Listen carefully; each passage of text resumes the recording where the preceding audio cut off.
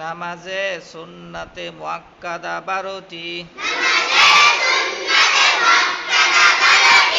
দুই হাত উঠানো, দুই হাত বাঁধা।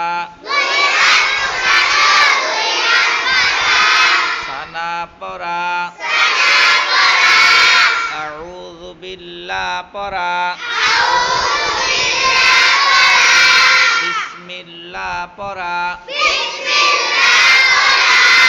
সূরা ফাতিহার পর আমিন বলা,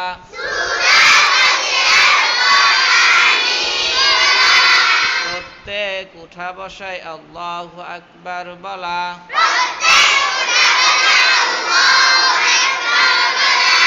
রুকুর তাসবিহ বলা, রুকু হইতে উঠিবার সময় সামি আল্লাহু লিমান হামিদা, রব্বানা লাকাল হামদ বলা,